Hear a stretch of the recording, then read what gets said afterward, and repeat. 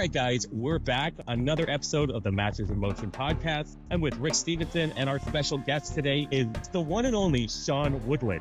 I know he gets excited when I say his name on the air. I know how much I get excited when he says my name. So, officially get to bring on the champion of broadcasting, at least in our world. I mean, the guy, the one you want to hear from. So thanks for joining today, Sean. Thanks for having me. It's always nice. Like, I always get to be like the third fittest person on every podcast I'm on. So that is, I'm not getting the third fittest person by a country mile on this. So thanks for you're in the community of masters. So that's all that matters. That's my people. Yeah, my people. Yeah, exactly. Well, certainly thank you for joining us today. We feel like we know you because we hear you. But for those that might not maybe know your path to where you started from, do you mind sharing a little bit how you maybe got into the sport and kind of what led you and how you got to be who you are in our space?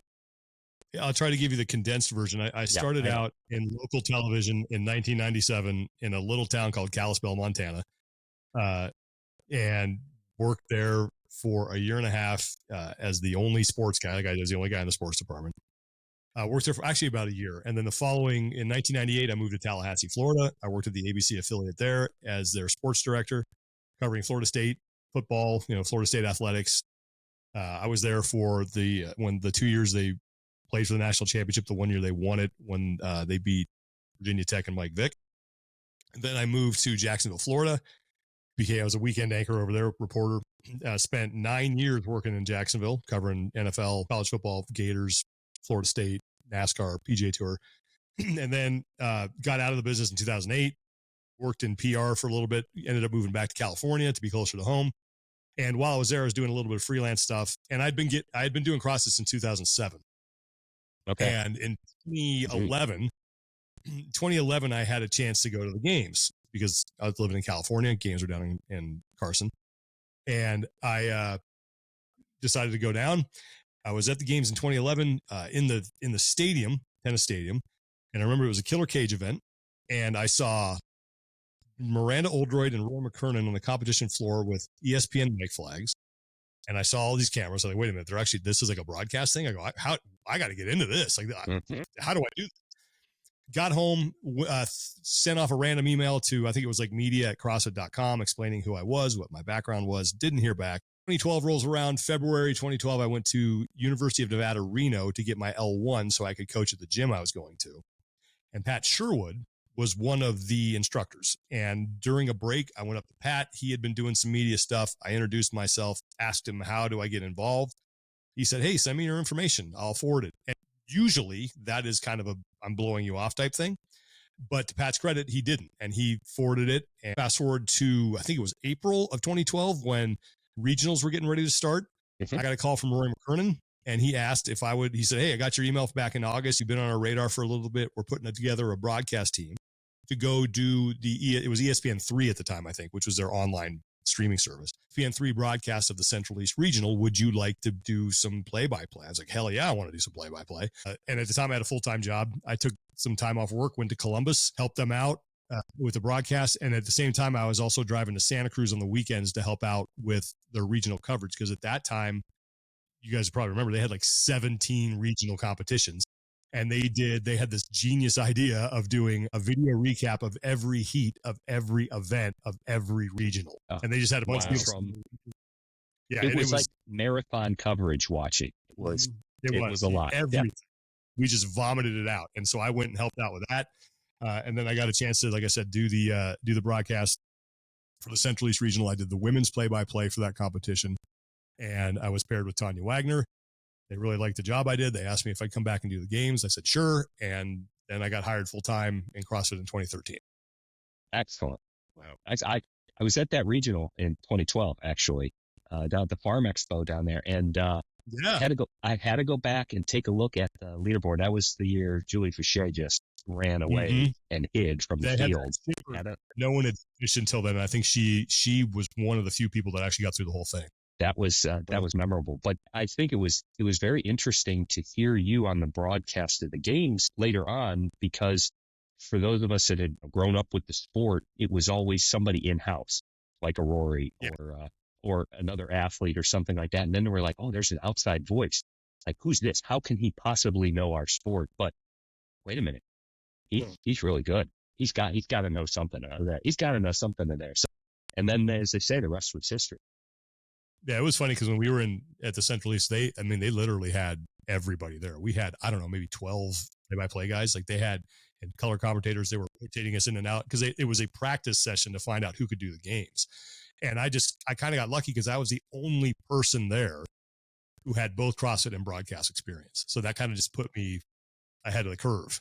And I just said, I'm just going to do what I do and just shut my mouth. And hopefully I get a chance to do it again. So it was fun. It was a good time. So that was the 2013 games. Was that your first game? 2012 games was my first game. Yeah. 2012. Yeah. So that is Froning's second win. Yes. Right? That's a second win. Second. 11 and 12. A question that I have as I start thinking about this, and I'm sure our questions will come from all angles, but there seems to be an art form to sharing at a win like that. If Rich Froning's going to win his second games or his third games, or I remember watching live when he won his fourth game, and he is the fittest man in history, right? So I'm wondering if you wake up that morning, thinking, okay, so if Rich does it today, what's the most meaningful thing I can say? Or is that stuff coming off the top of your head in that moment? Yeah. Because some of those lines have endured for years. And it gives me goosebumps thinking about it right now. Right. Well, the one with Rich in 2014, that was definitely planned out way ahead of time. And the way that I got that idea is we were doing the post-production shows for ESPN in 2013. I think it was 2013. And that was when Tony Budding, if you guys remember Tony Budding, was still running the show at Crossing Games Media Department. And so for people who are unfamiliar with the process, what we would do is we would take the live broadcast that we did for ESPN of the games, and we would have to edit that down to an hour to make it fit their window. So we had to we revoiced everything. Usually you would keep some, we had to revoice everything. So we revoiced stuff, recut it, and we would spend 12 hours a day in this makeshift audio booth with Tony going over the stuff. Well, and I can't remember at what point it happened during one of these voice sessions, but Tony made the point that he said, Rich, you could call Rich Froning the fittest man in history, and I would back you up, and so would Greg. I went, wow, because we were just having a debate. I said, that's a cool line. And so I just kind of filed that away. And in 2014, when I knew he was going to win, I had this thing, I had it planned out. And I got so lucky with that because the event and the way that the end of it played out was more or less perfect for what I wanted to say. Had that been like a sprint to the finish, it wouldn't have worked. Right. Because he was on like his fast. It was double grace. His last 5 reps, you could say the lines, 2011, 2012, because you had it leading up to the final rep, and you get to deliver the line on the final rep. And I was, you better not get off this pace, because I was watching him. I'm like, okay, if he stays on this pace, we're starting with this. And then as long as he didn't like shake it out, and I'm like, please just don't screw me on that one. There were so many things that fell into place for that one. Hey. And then, but the Matt Fraser one, he won the sprint. That was totally off the cuff. That was me just reacting and being totally shocked. So those two. What can't this man do? That's the one. Yeah. That was just totally off the cuff. But a lot of times when it comes to the finish, I'll try to write something out. And honestly, I started falling into a trap a little bit of feeling like every year I had to have something. And good point. I realized that you don't need to do that. Like reserve that for some real big ones, because I think a lot of times I try things, that didn't quite land the way I wanted to. And I realized like, you don't have to try to top that. I've been lucky to have 2 and those are the 2 that most people point out. Like I've been very lucky to have 2. Most broadcasters maybe have 1 at the most. So to think that I'm trying to get away from trying to top that every time. If it happens, it happens. If not, that's okay. Well, in our sport, I was going to say, in the infancy of the sport, you've still had some major moments occur where the material's almost been given to you there. You had that, and Cara Saunders, race to the finish in 2017, and then the iconic Tia and Matt together in 2020. So it almost writes itself in terms of, not having to have something every year, but the moment's there for the taking. And you've had some dominant athletes in your span just happened to call. Yeah, that one it's funny you bring up the whole Cara Saunders and Tia Toomey finish, because I had something planned for that, and you can actually hear me start it, and then Tia drops the kettlebell. I'm like, well, that's out the window. So yeah, it was. Yeah, you can. It was great because I wouldn't change that because it was such an exciting finish, and I remember how loud it was in that arena for that one. I mean, Tanya, I had could barely hear. I was live for that one. That was the first games that, and I know we're reminiscing because these were such iconic moments. I was there 12 rows up from the finish line, and that was the first time I was at the games 2017 watching. It was the eruption in the crowd when Tia faltered for a second on that lunge was insane. It was the loudest, because we're all screaming. This was the year that the fans were behind on this one because it was just such a strong storyline. And in the end, I mean, if she beat Cara by 1 point, 2 points, 3 points, something really, 2 points. Oh my gosh. Imagine that. And you're just sitting there when she's sitting at the finish line, and no one knows if she won it. No one knows. You could feel in the audience, and of course, being able to be live, and then every night after the game, you watch it live, then you go home and watch the stream because I want to hear what Sean was saying. I want to know what was going on, and it was a really, I mean, again, I'm getting goosebumps on all of these experiences because there's such big moments in our lives in a sport that we love so much. I think we're going back to YouTube tonight. Yeah. And just go back to do all the best cuts. Rick, go ahead. Yes, I do have. Jason kind of brought that up. It's I did want to ask you about some memorable moments, and we've kind of touched that. But the segue into how loud the Coliseum was, and here you're talking to a couple of Masters athletes in our audience. You know, we're Masters. We're in this game competitively, not competitively, just because we do it. You looked at the Masters competitions in teenagers traditionally, and even the adaptives towards the end of the time when it was held in the Coliseum, and it was family and friends, couple of rows, not very loud. That's the segue I'm trying to make. I wanted to compare that to your experience that you just had with us down in Birmingham, and the crowd itself, the excitement that was there. It was not in the Coliseum. However, it was in an arena where we felt very well supported, and it was largely attended for a Masters competition. And I know you were an integral part of that weekend with everybody else, and wanted to know what you thought of how that went. I thought that it was the exact right size. And I was thinking about this earlier. It's funny that you brought this up, because back in 2014, the Invitational was still a thing. Mm-hmm. We decided after 2013, we had it in Berlin, and it was a 6-on-6. We decided to bring it here to Northern California, and we did it in San Jose, and we did it at the SAP Center, which is where the San Jose Shark. And that atmosphere was not what we wanted. There were empty seats. It didn't feel as intimate as it needed to. And I think there was a lot of learnings from that about how it's not necessarily like the arena. It's like, what is the feel inside? And I think, had you put that 2014 Invitational in a much smaller venue with a more intimate setting, with more, you could see the people kind of packed in the stands, it would have felt a lot different than it did in 2014. And to me, the Masters games this year were the perfect size. And I remember, Jason, you even said like during that last event, doing bar muscle ups and being able to see your kids right there, how cool of an experience that is. And it just felt right. It felt like everybody was on top of the action. It felt right.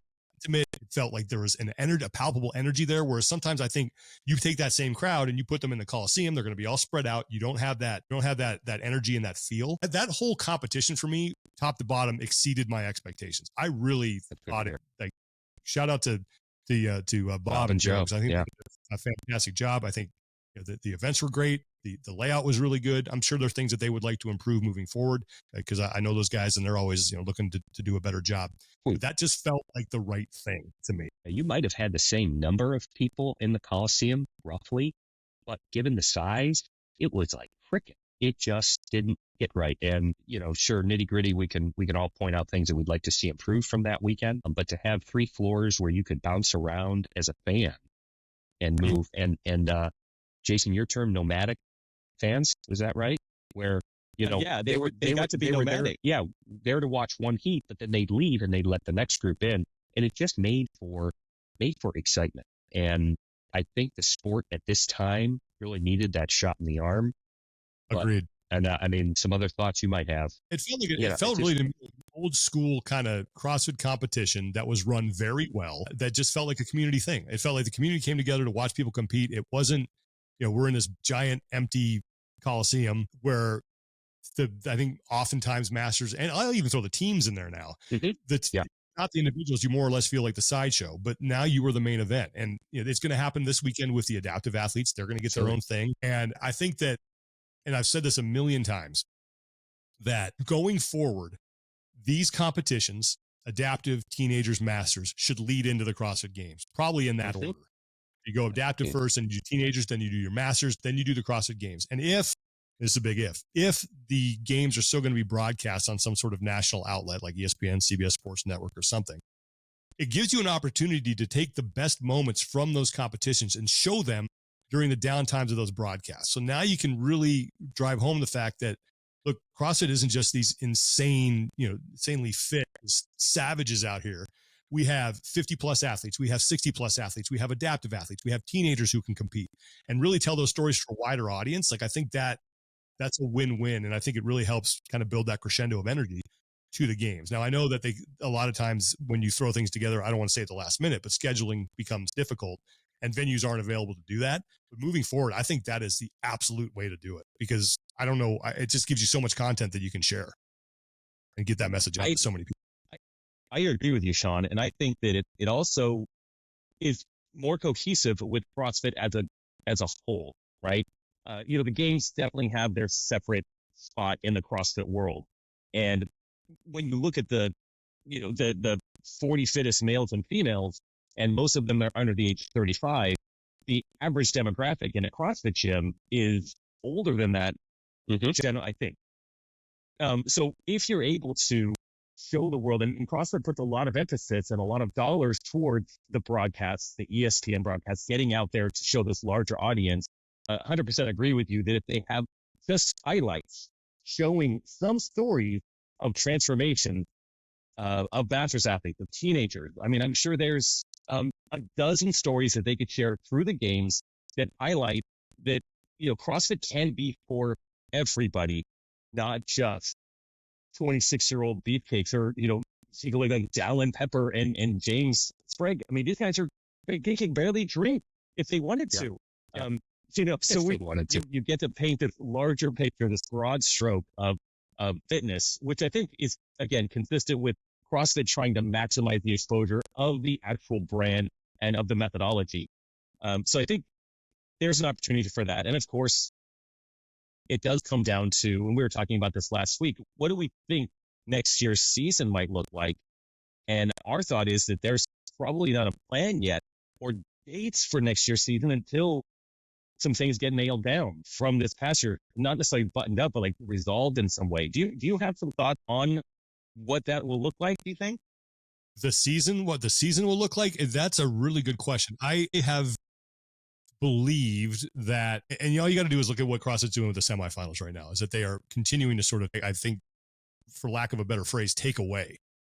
So 2 years ago, it was, we're not going to stream every event. This past year was, we're not going to stream every day. We're going to do a podcast coverage.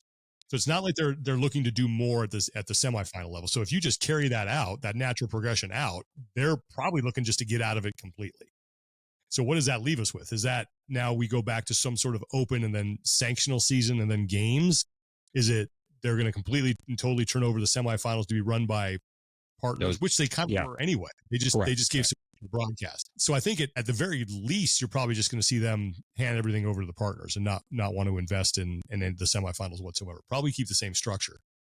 And then maybe on the other extreme side, they say, no, we're going to change things completely and we're going to go open. We're going to go some sort of sanctional event. And obviously I'm talking primarily about the individuals. We'll go to some sort of sanctional event season and then we'll go to the games. Because Dave has even said, we're going to make the open matter again. And what that means, I don't know. But I imagine there are going to be some sort of changes to the structure of the season, and maybe the Masters continues to be an online thing. Maybe there's a way to eventually put together a series of live events for them that can be run by partners. I don't know. But I don't get the feeling that, especially now, that CrossFit is looking to really sort of, hey, we're going to get back to streaming every day of every event, of every semifinal, and we're going to foot the bill. Like, I just don't think that's going to happen right now. I don't think they want to change the season structure because it's been so in flux for the past 6-7 years. But they may not have it. Yeah, I was gonna say it feels like by November, December, it's always let's open up maybe the rule book if the rule book comes out, and then you get your plan. Not many other sports can you. I should say most sports have such a pattern and rhythm to their season. And here it's like, okay, what's new? Let's identify all the new parts this year to everything. What's going to happen? Where are we going to be? And that's just on the competitive side. I mean, that I can't imagine from the event organizers how they have to plan that far out and what that means for them. So, we will continue in some way, shape, or form. We will continue. Obviously, they have things to deal with right now before they can get to that. But that remains to be. We'll leave that one there. We were going to. Go ahead. Well, I was going to say, and that makes me wonder if CrossFit has things on hold, and I haven't asked Bob and Joe this, but I wonder if Bob and Joe have the authorization to book a venue for next year, or if they're in a hold pattern, right? The longer they wait, the harder it is to book down the date you want, right? And we could have ourselves in another late August situation at the same time with teenagers, or maybe they have a green light to tentatively book something. I don't know how any of that stuff works, but I don't know. I imagine it's on hold. Yeah. I imagine. You would think, but to your point, like if we can get this done now, we can have that championship month, or at least something that we have like a regular cadence of events that leads into the games. And to me, that's like, I've been beating that drum for a while. I just think that's the best way to do it. Yeah. We listen to your voice for everything. Why aren't they listening to your voice for that reason? Right? Yeah. I have a lot of good ideas. As George Carlin says, I got a lot of great ideas. Problem is most of them suck. Speaking of ideas, I think that was a good idea. I'm going to stick with that one. That's a good idea. Speaking of ideas and or maybe projects, want to know if you could just let us all know what keeps you busy right now. What are you mainly? We all hear you on Talking Elite Fitness, which is great, and there's certainly to use the term cadence again, regular cadence to your production of that. But what else is keeping Sean fully engaged? Being a dad, being a dad, trying to stay fit. I'm going to be starting a full-time gig. Won't take me away from my other stuff. I'll still be able to do the other stuff, but in probably October. So that'll be good. But yeah, just really right now, it's just being a dad, being a husband. And my wife works really hard at her job, trying to support her. She's in law enforcement. My son's 4 years old. So he's constantly bouncing around the walls, bouncing off the wall. Yeah. Yeah. And so, that's really what's keeping me busy. And then I'm going to be doing Wodapalooza this weekend. Good. Down in Southern California. Looking forward to that. And then the next event I have on the books is in November for the Rogue Invitational. Really can't wait for that. That's going to be a blast. That's in Scotland. Is that right? That's in Aberdeen, Scotland. Yeah. So that's going to be something special. I think that they're onto something with combining the strongman and the CrossFit. And I actually think over there, I think CrossFit's going to be the second fiddle. Yeah. Because of how, because I think of how popular strongman is. And they're going to have some pretty big athletes from, I think I don't know if both the Stoltman brothers but they are going to be there, but they both hail from Scotland. So they're going to have a huge contingency of fans. I can't wait. I think it's going to be fantastic, but that's really kind of what's it's on my plate. And then just trying to stay fit, just trying to find time to work out and coming to terms with the fact that I'm 50 and I'm not 35 anymore. So things are looking a little different, and I'm not at the level of either one of you guys. I'd like to be, but it's not going to happen. Who doesn't wake up with aches and pains, unexplained aches and pains? I know. You just got to change the way you do it. I've really I had knee surgery about, 2 months ago. Okay. Just orthostatic knee surgery. So I'm finally getting back into that. But it is like, it's just a discussion you have to have yourself. You can still be fit. You can still train hard. You just have to be smarter about it. You're on the injury list is 6 to 8 weeks, right? Maybe. Yeah. Yes. Yeah. And I'm about clearly 8 weeks. So I've been pretty much going full speed. That's running. Good. I got to ramp up. That's perfect. I did want to ask, maybe to circle back to that with some of your moments that you think really stand out for you with maybe from Madison and or from Carson, because you have the history going back there. Maybe to contrast it with 2020, which was so different, no music, and it was really we heard you guys all the time. I mean, it was different. Yeah, there have been so many cool moments just to be a part of. And you go back to Carson, and I remember there's just like funny random things I think about, like Jason Kalipa coming into the stadium all by himself in the 2013 Burden Run, which I think is still one of my favorite events that we've ever done. That moment, Rich winning his fourth, Matt Fraser on the suicide sprint, I don't know why, like the track triplet from 2012 is just something that sticks out in my head, which is not, it was just being, they used to use the track for a lot of things. Being under the lights in the tennis stadium, it was, I think it was Legless in 2013, where we had the national anthem, we had the fireworks, and they said that was a pretty incredible event. I'll never forget seeing the cage that they built, and I was walking around with Bill Grundlin. We didn't know the event at the time. And he goes, I think they're going to have the legless rope climbs. I'm like, what? That's a thing? He's like, yeah, the ropes are going to come down and they're not going to hit the floor. I was like, wow. All right, cool. And he was right. Yeah, exactly. Yeah. That was really cool. The tennis stadium, I think, just in and of itself was such a special environment. Being outdoor, being under the lights, that's something that's been hard to duplicate. In Madison, I think a lot of the lifting events that they've had inside the Coliseum were really cool. Of course, the finish between Tia and Cara, the moment that I was lucky enough to call this, it was a team event. For whatever reason, I was the one calling it. When Rich Froning, it was that thruster event. They went, I think it was the thruster event. They went like unbroken to win, which was awesome. Right. Yes. The battleground event with the obstacle course, the crit. I think about the crit a lot because I remember it was a write up in, I don't know if it was Bicycling Magazine, some cycling magazine, that said, hey, this is the way that this sport should be covered. Like, they did a really nice job covering it. So that was pretty cool. But and then you mentioned 2020. That was such a surreal year because it was, at the time, it was like right down the freeway from where I lived. It was in Morgan Hill, California, and it was at the ranch too. And we obviously didn't know if we were going to have games that year. We did the first portion online, and they decided to bring 10 athletes out to the ranch. And it was the Morgan Hill, I think, soccer complex or sports complex. And it was strange because they had no fans. And I was like, well, the second that people know it's here, they're going to show up on the fence. And sure enough, like they too, it was like RVs and everybody parked by the fence. Sitting on top, looking over. I do remember the shots of that. Was that in October? Yep, that was. Did we drag it out? It was. Yeah, we drag. Yeah, it was the World Series, I remember. Yeah, so it was I think that was one of those things where they did the best they could with what they had. Right. I did. Yeah. So, but as a broadcaster, did they clue you in that they were going to turn them around on that trail run? Okay. All right. So we knew you held that information close. Yeah. I think if you go back and you watch it, we said, now, I think I said, now there is a twist to this event that will be revealed later on. And so that was when he sent Matt back, and Matt shot on the bird. I was like, there you go. That's the twist. You got to do it. But despite how evil that was and how much I think the athlete hated that move, as a spectator watching that live, sitting on the couch, it was unreal. Just the, oh my God, such a plot twist in when we got told like that. Man, that's horrible. In your briefing, you're like, you're gonna really do that? Yeah, that's crazy. Yeah, I like that. Jason, sorry. I was gonna say, getting into you've been able to commentate for a couple of Masters events. I think 2 Legends, if you could correct, and then the Masters games. Maybe some others. So do you have a handful, and we'll just go to this most recent one that you finished up, because you did announce and call 16 heats for 4 days, three days. I mean, it's a lot of heat. It's a lot of work. Do you have?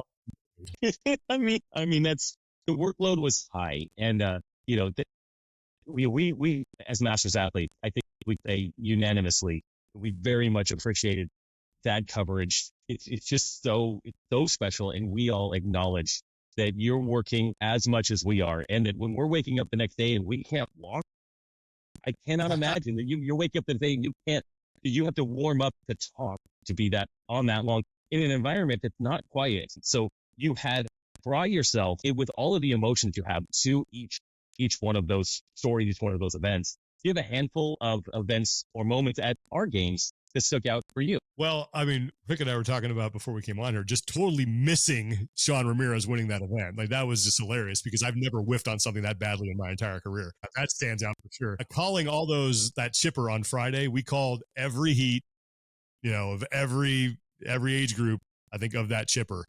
I think someone sent me the numbers. It was like, had everyone finished the event, which they did not, but had they, we would have called a total of 67,500 wall balls. So I was like, gross. That is a lot. Bob and Joe. But I mean, obviously, I think, there were some great races. Justin LaSala winning, I thought, was that, like, the way that race played out was awesome. Jason, of course, you making history, that was awesome to be able to be part of that. I thought was really cool. And I think generally for me, what always stands out about Masters events, and you mentioned the two Legends Championships, and you even said it, is just how appreciative everyone is to have you there. And that makes it easy to get up and do it. Even though like I had COVID, like I got COVID when I came home. I tested, but I was like on my ass for like 16 hours. I was just in bed. Oh, man. And it was funny because usually when these events that we have where we're working 10-hour days and I talk a lot, like my voice suffers and I get a little bit of a sore throat. So I just thought that's what it was. And then as Sunday rolled around, like, man, I don't feel good. And I got through it on Sunday. And Monday I got home. I was like, I think I might have something. But anyway, it makes it easy when everybody's so happy to see you. And, you know, we had guys coming by the booth and fist bumping us as they were going out to the floor. Like that doesn't happen at the games. It's just a special environment. And I told Lauren, because she'd never worked this, and I told Chase, because I don't think Chase worked Masters either before. I said, they're going to be like, we're really going to appreciate you guys being there. It's just fun. And that's what makes it worth it, is going to those events and people saying, thank you so much for being here. I can't believe you said my name like that. Yeah. It's stuff I take for granted. But when people say it, it definitely puts a charge into me. It's like, oh, this is cool. Like they really want me to be there. And I think, especially after, you know, being left out of doing the games for the first time since 2012, being able to do that and being able to kind of just get back at it and see the reaction from everybody was pretty special. You got a huge dose of it. So let's call it that. You got the biggest dose possible. It was fun. I really enjoyed it. And for us as fans of you guys, because we are, and that's just a reality, we're fans. And to look across the competition floor after finishing an event and make eye contact with you and Chase or with Tommy and Lauren, like those are super special moments, because you guys also aren't, you know, like 9 miles away looking at, you know, screens and doing that. You're right there next to the DJ, or, you know, you're right there on the floor. You know, you're managing your workload, but it was very cool in that intimate sense as well. Our fans are right in front of us. Our kids are right in front of us. You know, Tommy is right, Lauren, they're right there. I think, again, from an experience for Masters athletes that, you know, are looking to soak in the experience of being at the CrossFit Games, that as well made it a really wonderful, intimate experience. Yeah, it was cool. It was really just special to be a part of. And I thank Bob and Joe for allowing us to do it. And, you know, there were long days. I mean, you guys were tired. We were tired, but it's like I said, knowing how appreciative everybody is and that, you know, how much fun people seem to be having, I think that made it all worth it. Yeah. I did hear quite a few COVID stories, unfortunately, coming back. So, hey, you know, that's interesting. I was so tired the following days, and I tracked my recovery with my watch with 2 different apps. There were 2 days where I had 0% recovery, 0. And the only other two times I've ever had 0% in my life were when I had COVID. I didn't have any other symptoms. I was just dead, and I wasn't training, so I wasn't thankfully exposing myself to anybody except in my house, I guess. But wow, I just thought I was really tired, and I was. So maybe there was a little something sneaking around. But, you know, thankfully, I think we're all okay now. We're back to green on the recovery. We're back in the green on a daily basis. Right. I think you two are both going to probably say thanks to Thursday. I know that. I know that comes out of both of you. Yeah. Obviously, you know what?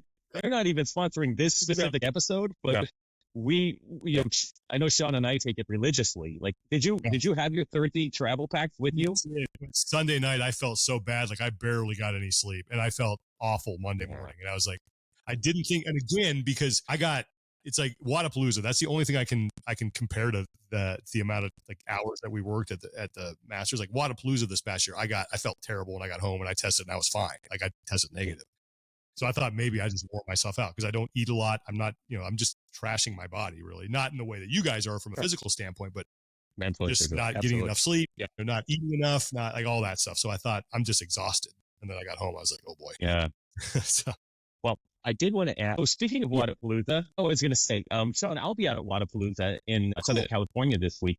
I was just going to ask you, since you mentioned, since it reminded me, what do you anticipate for Wodapalooza Huntington Beach different from Miami? You have some thoughts? Well, yeah, I think that they're, you know, obviously the team competition, the elite team competition that they're putting on is going to be the focus of it. And I think the way it's been explained to me, now this may have changed, but the way it's been explained to me that it's really going to be more of a made for TV event. So it's not going to be like a 9-hour journey into the weekend to watch all the competition. It's going to be a couple hours that you need to dedicate to this in order to watch everything. It's going to be right on the beach, which the setting is going to be fantastic. But I think that I said this on our podcast too. I think that this event has the opportunity to really change things in the CrossFit space from the team side of things. I think the team competition, I don't want to say has gotten stale, but it is certainly not what it used to be. And a lot of that is because you don't have the big names like Rich in there anymore that are bringing the attention to it. And I love this format of we're going to have 8 people on the team, and then we're going to do 4-on-4, 3-on-3, 2-on-2. Like it's going to be sort of a Ryder Cup thing. Mm-hmm. I love it. I think that this has an opportunity to really reshape what the team competition can be moving forward if it works, which I think it will. But if you've never been to Wodapalooza in Miami, it's a fantastic experience from a fan standpoint because there's so much going on. That setting is iconic. I imagine something similar to this. I don't know if it's going to be as compact. I think it might be a little more spread out, but I'm really looking forward to. I think they were smart in the way they put that together, because when they originally announced it, we had no idea it was going to be the tier cup team thing they're doing. More like an individual competition. I'm thinking, man, you're coming right off the games. You got Rogue in a month. Like, how is that going to work? And I think this was a real smart move on their part. And like I said, it has a chance to change some things for the better, I think. I don't think it could get any more compact in Miami. Sorry. Oh, yes, no, that's the thing. Like, Miami is nonstop. Yeah. And I think the schedule has all of the RX. We're a Masters team. I'm on a team with Sam Danter and Eric Kinman. And we compete during, I know it's a good, it's going to be fun. I mean, I'll pull from the back. These guys are going to crush it. But somehow our ages add up to whatever the amount has to be. It's so funny, but I got a text from Eric saying, hey, Jason, you want to do this with me and Sam? I was like, yeah, let's do it. And I'm, no idea about it. All I know is it's a team competition. And then when we work out, get released and all that, we are doing things during the day.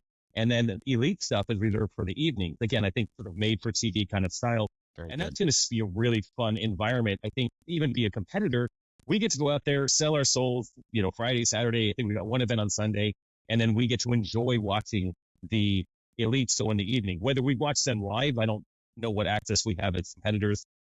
Or as Rick and I ever do, when Rick and I are doing competition like this, we go back to the house, we cook up our dinners and are watching the live stream. I put it on. It's just fun. So it's going to be great. They're also doing that reps ahead thing, which is going to be a lot of fun. I think that's Saturday. Yeah. Like that'll be fun to watch too. So there's going to be plenty of stuff for people to tune in and watch, but not in a 9-hour chunk to get in all the. I won't have to fast forward every single commercial and in between there. Yeah, right. Exactly, to do that. Well, good luck, Jason, out there, and good luck, Sean, to you. I know it'll still be some work. Looking forward to it.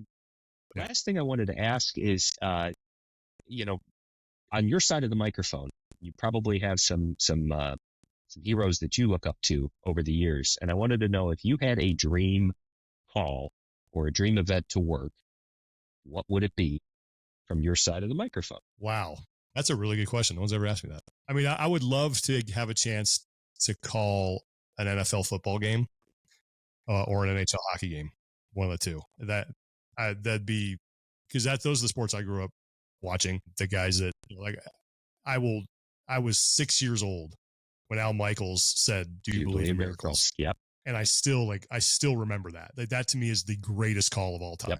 Yep. And yeah, I've watched him. Bob Miller, the voice of the LA Kings for the longest time. I grew up listening to him.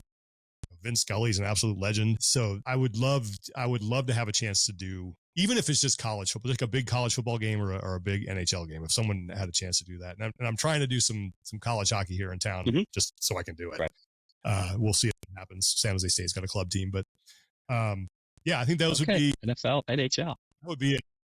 Yeah. Sitting where you sit, you would certainly be familiar with the pre-production and planning process of it. Like, just get me through that. I want to be on the microphone for. Yeah, I want to be on the microphone. It's funny because people think they can. And I'm confident I can do it just because of my experience. But it's like watching you guys when you're doing events. You make things look easy because you're good at it. And then when you get a chance to do it, it's like, well, this isn't as easy as I thought. There's some different things I need to prep and stuff like that. And I've learned that throughout my career doing CrossFit. It's like what I do now compared to what I did when I first started is completely different as far as, what I bring, what I prep, how I do it. And yeah, I think I could rely on some of that and be okay at it, but there would definitely be some eye-opening moments of like, oh man, I didn't even, I got to figure that out. So, well, here's to hearing you in a few years on Fox. at SoFi.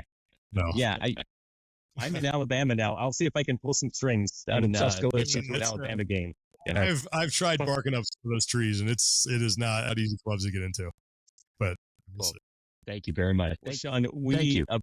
appreciate your time, man. Yeah, it's hey, really great. guys, this is a blast. Thanks for Yeah. having me. We All right. appreciate it. Good luck. Well, all the best to you out this weekend. Thanks. Thank you. Appreciate it. Thanks for tuning in to the Masters in Motion podcast. We'd be so grateful if you could take a moment to leave us a 5-star rating on Apple Podcasts or your preferred podcast app. If you're watching on YouTube, subscribe to the channel. Your support helps us reach more listeners and grow our Masters community. Until next time, get bolder, not older.